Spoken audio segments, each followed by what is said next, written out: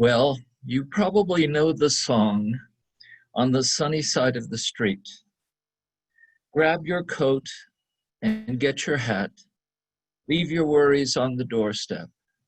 Just direct your feet to the justice side of the street. Welcome to the Unitarian Universalist Fellowship of Northern Nevada. I am Bob Alto, your worship associate. This is a place where spirit moves, where soul creates song, where hope fills life, and where you are not alone. Here, love is love. All genders are whole, holy, and good. And we are stronger together regardless of age, socioeconomic circumstances, ethnicity, or immigration status. You can join us via speaker view or gallery. You will remain muted throughout the service, but you can add your comments in the chat box. Feel free to comment on especially your joys and concerns. And at the end of our service, we will invite you into small groups for coffee hour.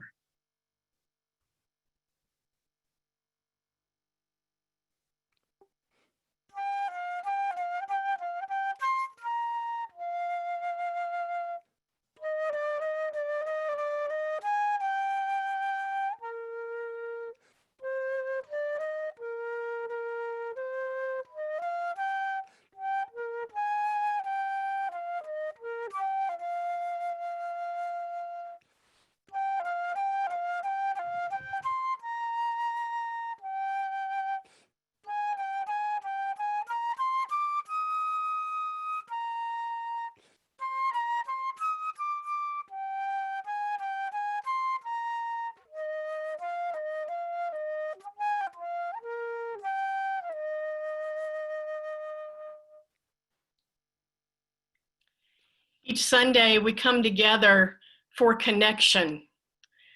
We come together for assurance that everything's going to be okay. We come together to be reminded that we are not alone.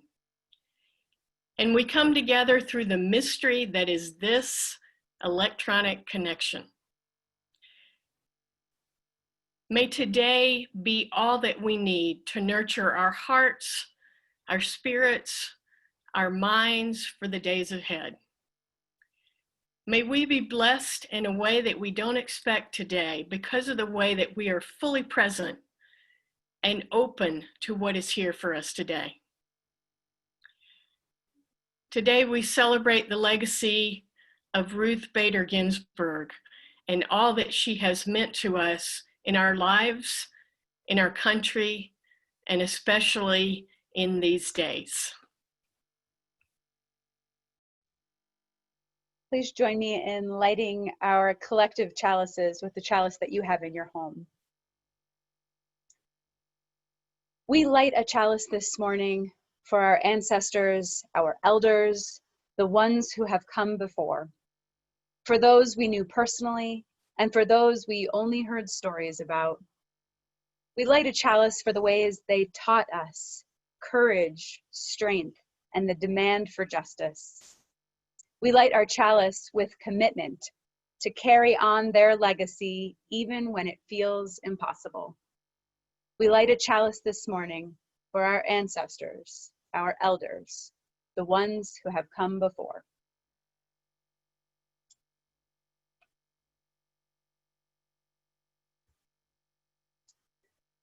The courage song that we will sing in a moment became part of our theme here at UUFNN last year as our congregation worked on moving from comfort to courage.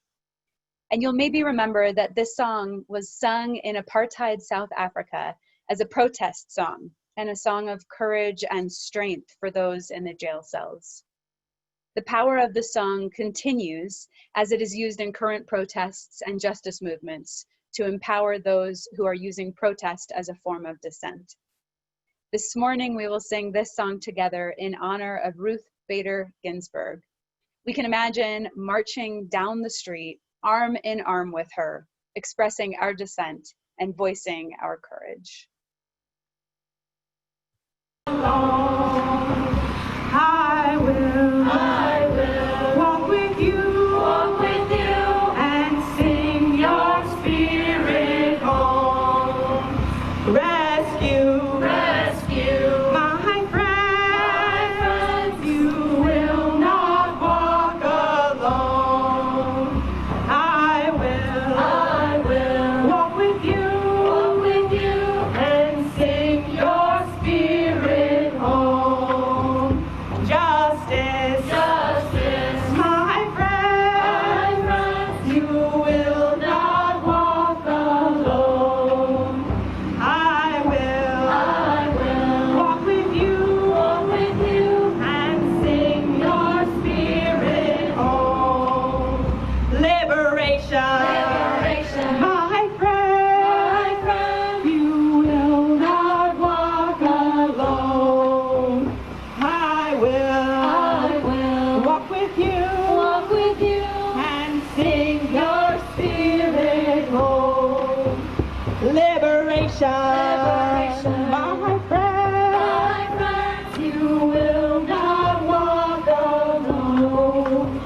I will walk with you, and sing your spirit home. Sanctuary, my friend, you will not walk alone. I will walk with you, and sing your spirit home. Freedom,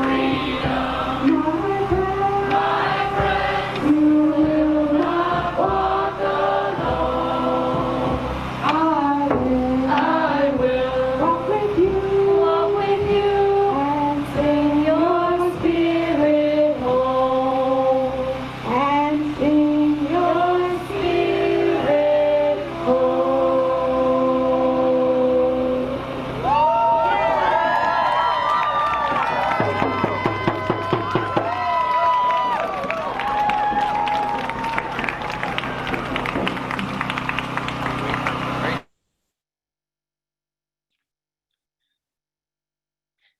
The more that I read, the more that I learn, the more that I discover about Ruth Bader Ginsburg, the more that I applaud and appreciate her life, the more that I am in awe of the notorious RBG. It's up to us to carry on her legacy, the legacy of this tiny woman, because you know, powerful things come in small packages, like dynamite. And so I invite us today to keep in mind several important things about her. And the first that I want to offer is that her Judaism was a very important part of her identity. Her religion fed her soul. She was proud of being Jewish. It was such an innate part of who she was. As Rabbi Jeffrey Sawkins said in his eulogy to her, everything the late Ruth Bader Ginsburg did and everything she was Jewish. Her immigrant roots, a father who had immigrated from Russia, her childhood in Brooklyn, complete with membership in the East Midwood Jewish Center. Her self-description, as she put in a speech at the U.S. Holocaust Museum in 2004, she said, "I am a judge, born, raised, and proud of being a Jew. The demand for justice runs through the entirety of the Jewish tradition. I hope in my years on the bench of the Supreme Court of the United States, I will have the strength and courage to remain constant in the service of that demand." She went on to say that every time she visited the Holocaust Museum, she was reminded of Hitler's evil kingdom, his Holocaust kingdom, and how it was a kingdom full of laws.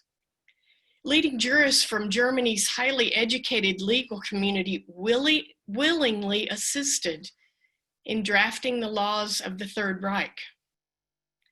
And after serving as draftsmen, those jurists shunned the human consequences of those new laws by retreating into a heartless professionalism.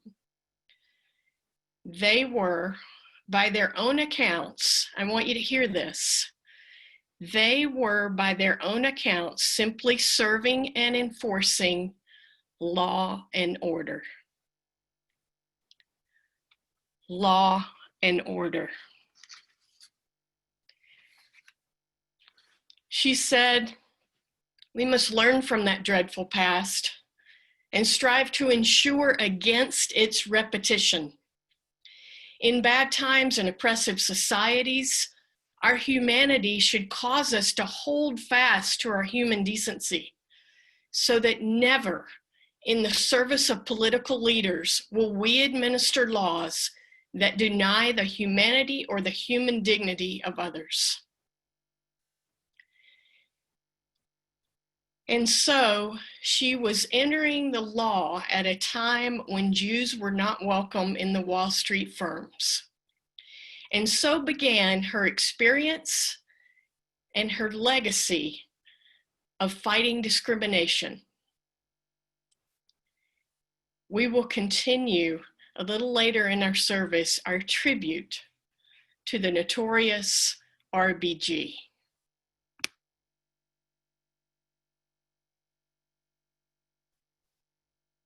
This is the time in our service when we get to share our bounty and blessings with each other.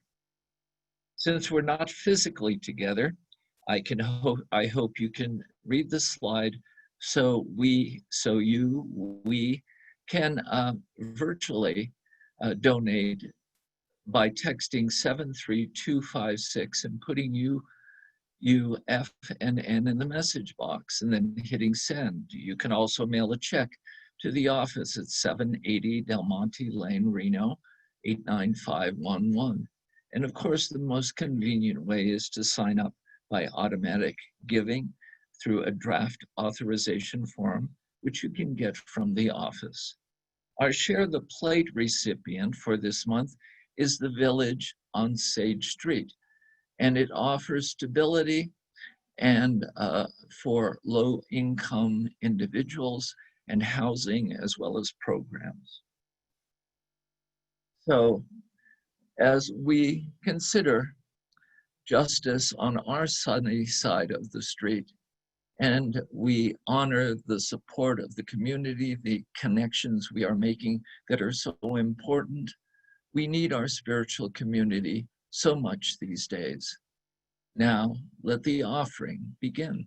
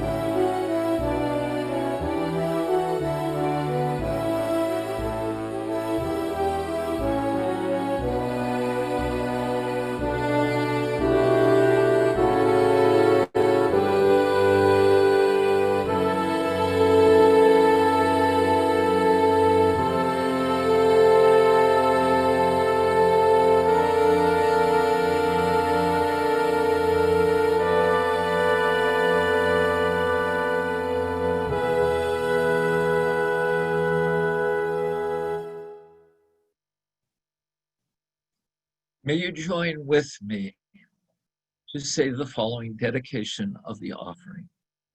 To the work of this fellowship, which is helping more people grow in love, faith, justice, and joy, we dedicate ourselves and these our offerings.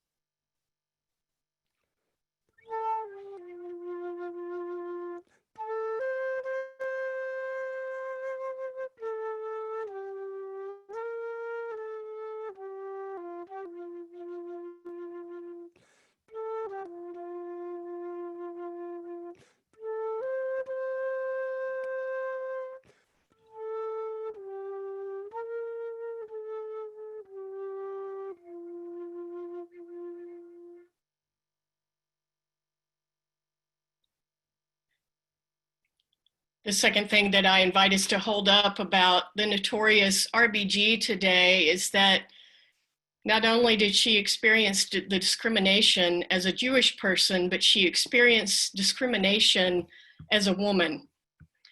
Throughout her career, she worked alongside men who were doing the same work and being paid less. Before law school, when she was working at the Social Security office in her early career, she was slated to take a placement exam that would have allowed her to move up in the ranks. But when her supervisor found out she was pregnant, he canceled her exam. It would be the first of many discriminations that she would experience as a woman practicing law. You know, the 1950s were a great time for white people, especially men.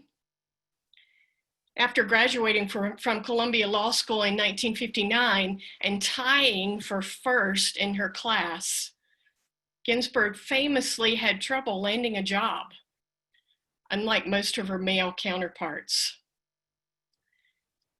A Jew, a woman, and a mother, that was a bit much, she once said, reflecting on that period. 3 strikes put me out of the game. Later, when Ginsburg worked for the ACLU, she co-founded the Women's Rights Project there.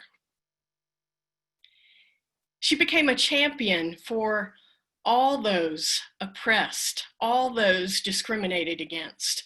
She was influential in so many landmark cases, including marriage equality in 2014, when the Supremes voted and passed marriage equality for LGBTQ folks. I think it was 5-4, if I remember correctly.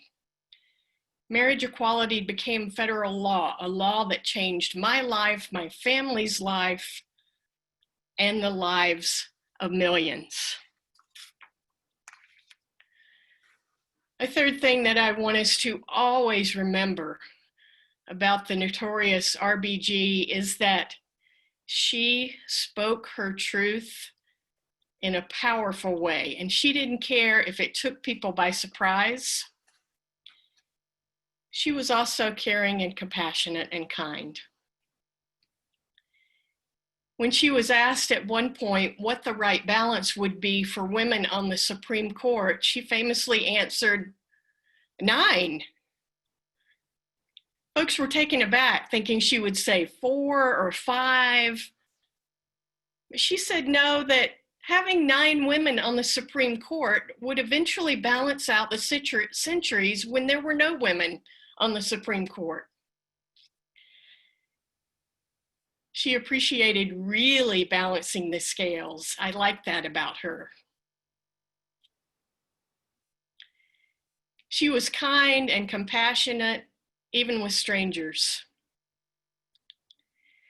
A New York attorney tells a story in the New York Daily News of landing, surprisingly, in a seat next to her on an airplane. And he came to realize over the course of the flight just who he was sitting next to, with her papers spread out and her poring over the cases with pen and pencil and making detailed notes. And he began to talk to her, and she was so kind and asked him about him and his life and took time with him, even though she was very busy. And he later wrote, I followed the decisions issued by the court over those coming weeks, particularly those she had described to me and on which I had watched her toil. I couldn't help thinking how our democracy enabled this tiny, vulnerable woman with her ferocious intelligence to rise to the top of our field, and how we, in turn, were indebted to her.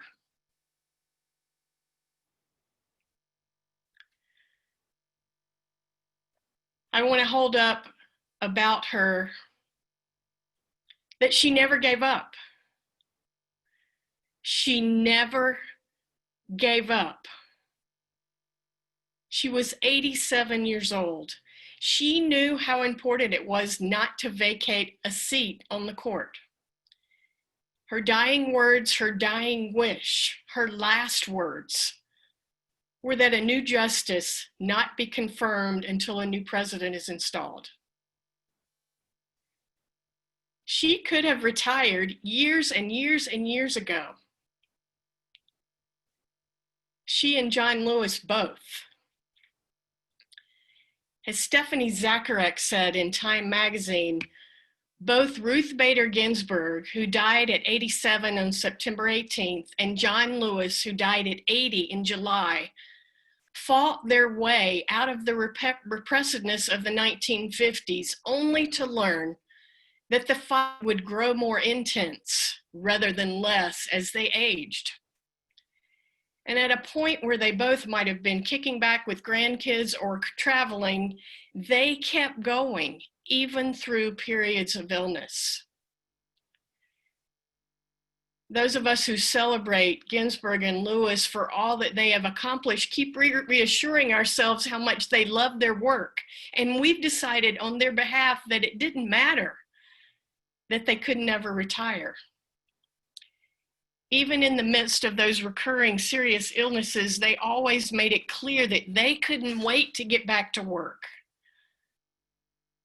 Maybe they couldn't wait because indeed they couldn't wait.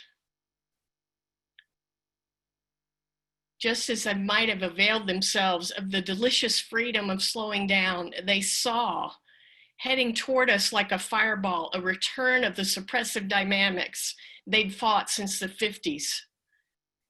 And instead of dodging those flames, they stared them down.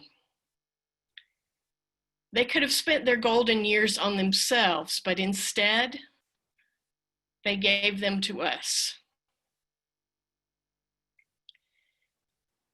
And so I want to return for a moment to where I started this reflection, to RBG's Jewish heritage and its importance to her. As Victoria Ortiz writes in Dissenter on the Bench, RBG absorbed many of the teachings of Judaism that encouraged a tradition of questioning, of challenging, of disagreeing, which is to say, dissenting. Learning about the history of the Jewish people, their endless persecution around the world, and the ways in which they persisted and resisted and fought back. She learned that justice and learning were central to being a strong human being, and they were central to her Jewish heritage. Through her studies of Hebrew and Jewish history, she became committed to those who came before. She revered in the Old Testament Deborah, a woman, a judge, a general, a prophet. And when she became a judge and then a justice, she continued to revere her Jewish history and teachings. She clearly understood out of that heritage the deepest meaning of dissent, which means to dispute conventional or official opinions. When RBG was growing up, girls and young women, wives and mothers were pressured to agree and get along at all costs. She eventually grew to value and embrace the Jewish tradition of dissent. And so it is on us to honor her legacy, to live her legacy. That opportunity is ours to get our country back on track, to make a new beginning. It's so important right now that our country is in a time of breathtaking racial reckoning right before the election. It's time for our country to put at the heart of the matter the values and principles of equality and equity, kindness and compassion for those who are hurting. Prioritize where our hearts and our energies need to be in these days. RBG never retired. She never took a break. We must not become complacent. We must stay the course. We must redouble our efforts. We must not allow distractions to distract us. We must not get caught up thinking that recent events and karma will take care of everything. We must be the ones bending the arc of the moral universe toward justice. We must make calls, send letters, write postcards, vote, get our friends and neighbors and families to vote. I sent out a message on Friday with my message to you of how you can make calls with the NAACP to make sure that the African American vote gets out in our community. Sue and I are signing up to be poll observers. We'll be attending that training this week. You can get involved with UU the Vote. There's so many opportunities, and I know so many of us are working so hard on this election, in part to help preserve the legacy of RBG and John Lewis. As you know, I'm all about balance, taking care of ourselves, and yet we have 4 short weeks. I think that we might have to take a rest after the next month. In these next few weeks, we need to be all in. We need to do everything that we can do. It's our opportunity to live the legacy of RBG. Are you with me? So much has been written about her, and this poem by Lindsay Kiersey is still my favorite, written the night she died. And so I offer it to us today. If she had lived 100 years, it would have been too few. In a world where women are expected to comply still, she said, I dissent. In a world where love has been kept in a box with rules, she said, I dissent. In a world where borders are drawn tighter and walls are built higher, she said, I dissent. In a world where fiction is told as truth and facts are twisted into lies, she said, I dissent. And so on a night when it feels like the pendulum has swung off its fulcrum, like there is no place to make a U-turn, like the darkness is winning, I will say loudly and so as to convince myself, I dissent. For decades, she stared unafraid into the faces of misogyny, homophobia, xenophobia, and bigotry, daring them to blink. She wrote reams and spoke volumes and did push-ups while her detractors, I don't know, ate cheeseburgers or whatever. So because she did, I can. And because she did, I will. Tonight feels like the end of something, but it doesn't have to be. This is the moment that instead of being the death of hope, can be the birth of a renewed zeal. Giving up feels very easy, even warranted, but it also feels disrespectful to her memory. We can take this moment and turn it into a movement. We can, like the notorious RBG, dissent. We can, like her, dissent until the very breath leaves our bodies. Thank you, Honorable Justice Ginsburg. You fought harder and longer than you should have had to for us, and we are so grateful. Rest well, you earned it. Tonight, we cry, but tomorrow, we rise. Blessed be, and amen. Thank you for this, John Denver. All this joy, all this sorrow, all this promise, all this pain, such is life, such is being, such is spirit, such is love, such is spirit, such is love.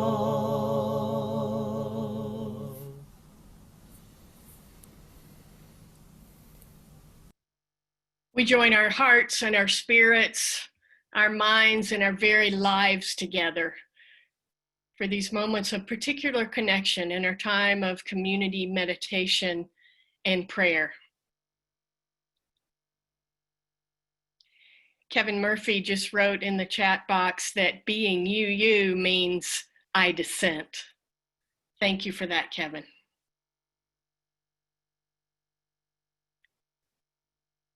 We continue our time of prayer and meditation this morning. We're going to offer a song that RBG would have known.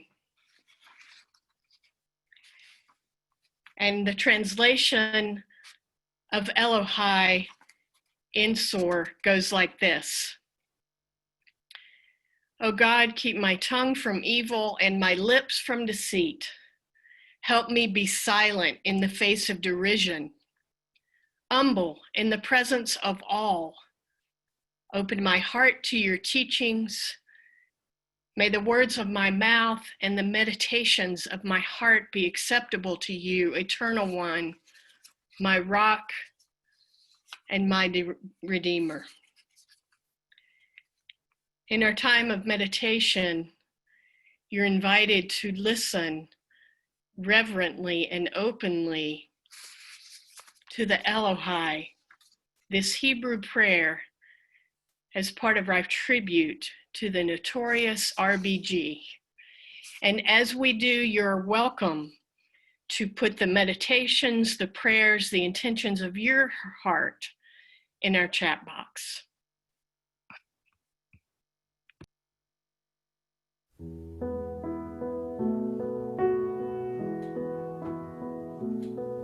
אלוהי נצור לא שונים מידע ושפתי מדבר מימה ואם קל אלי נפשי תדום ונפשי גאווה לכל תהיה אלוהי אלוהי נצור לא שונים מידע ושפתי מדבר מימה ואם קל אלי נפשי תדום ונפשי גאווה לכל תהיה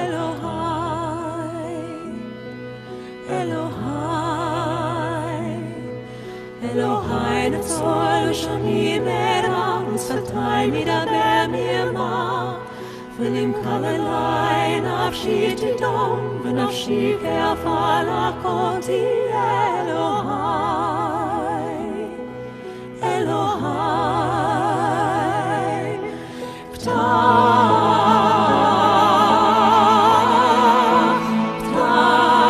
ליבי,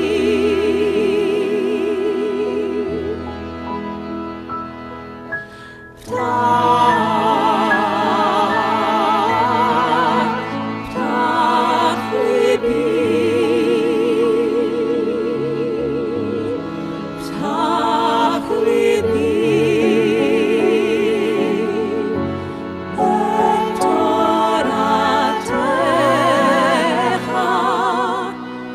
אלוהי נצור לשוני מרע, ושפתיי מדבר מרמה, ולמקלל לי נפשי תדום, ונפשי כעפר לכל תהיה אלוהי, אלוהי. אלוהי נצור לשוני מרע, ושפתיי מדבר מרמה, ולמקלל לי נפשי תדום, ונפשי כעפר לכל תהיה אלוהי, אלוהי.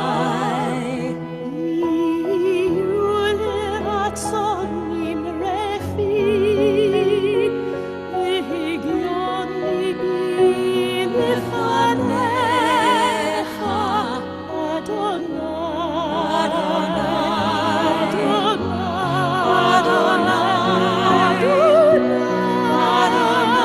צורי, אדוני צורי, וגדולי.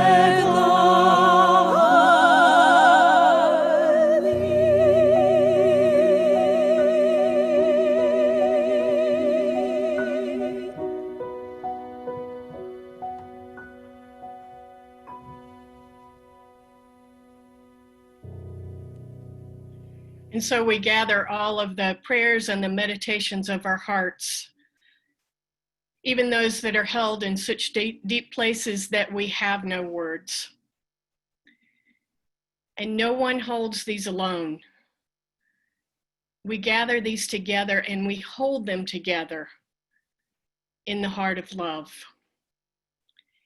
And as our sign and symbol of doing so, may we offer the gesture to one another with one hand on the heart and one hand with energy out to each other as our way of saying, we hear you, we see you, we are stronger together. Amen. Thank you for this, John Denver. All this joy, all this sorrow, all this promise, all this pain, such is life, such is being, such is spirit, such is love, such is spirit, such is love.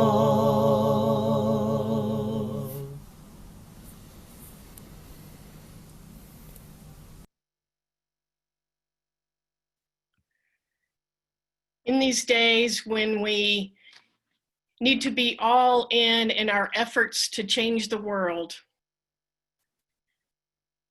we do have to have some balance. And so I'm going to offer you some homework for this week. I'm going to invite you to tune in this week to whatever it is you love about fall. Whether it's the chill in the air, the bright colors, the knowing that a new season is at hand and that life has its cycles and seasons. Whatever it is that you embrace about the fall, I invite you to take some moments every day this week to embrace that. If it's the colors, look up into the trees and drink in their beauty.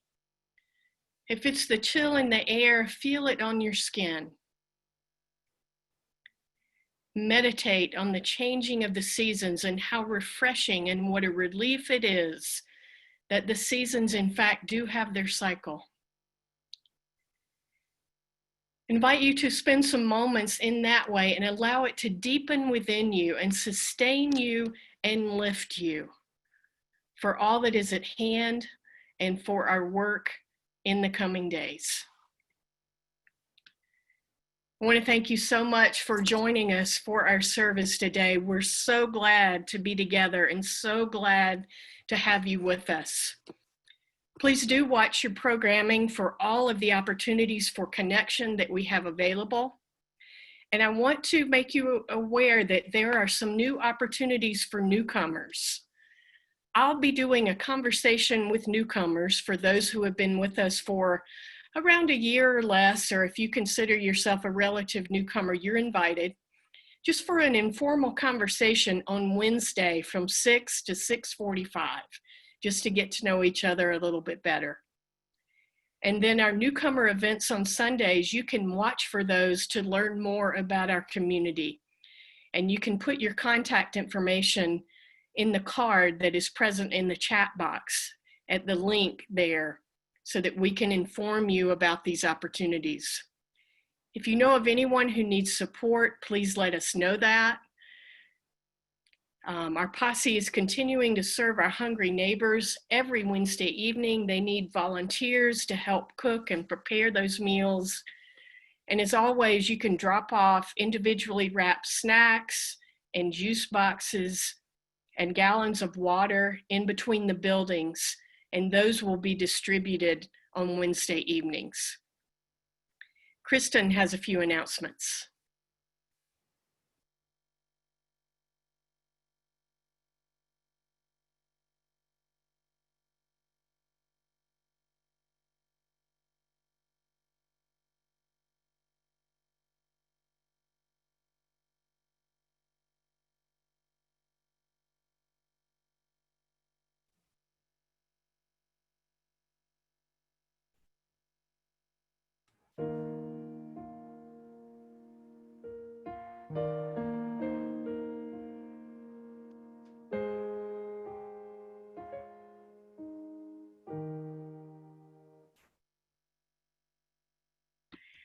After our service, you're going to be invited on for coffee hour for small groups of informal conversations. And Kristen is wanting to make a couple of announcements about some programming that we have upcoming. And let's try once more to see if we can access her.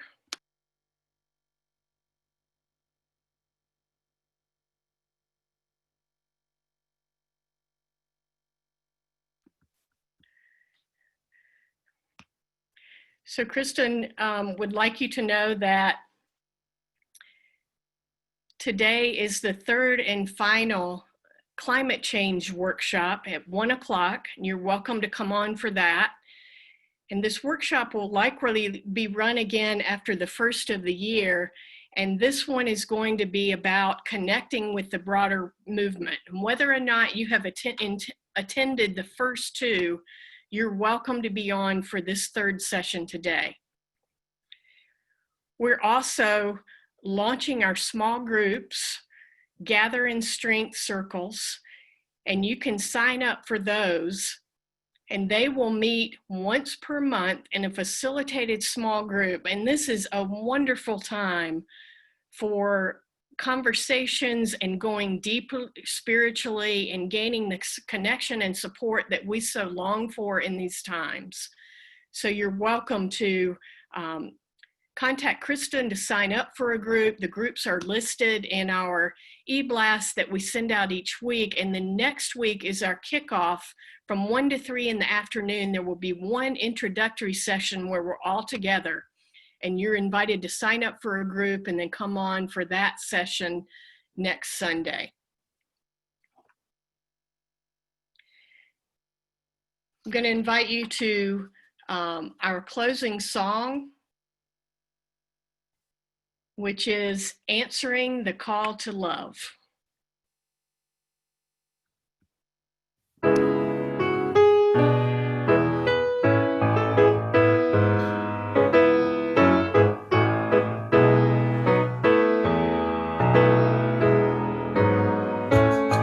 The promise of the Spirit,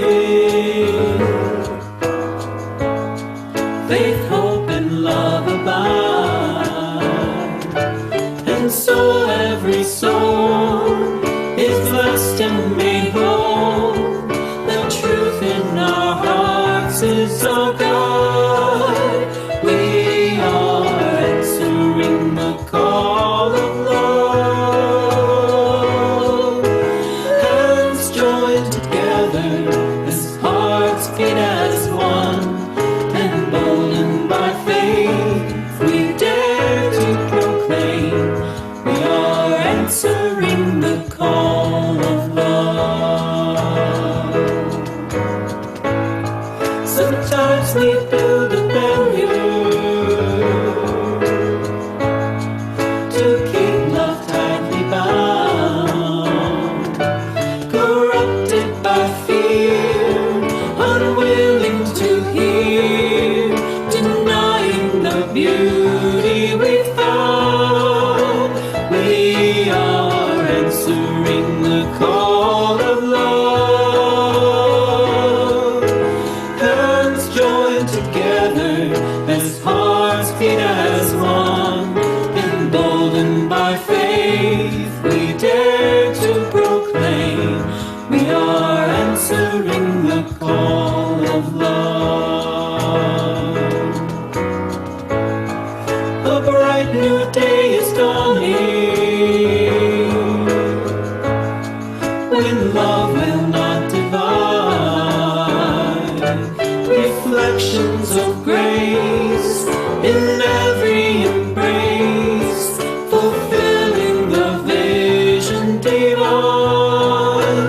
We are answering the call of love. Hands joined together as hearts beat as one. Emboldened by faith, we dare to proclaim we are answering the call of love. We are answering the call of love.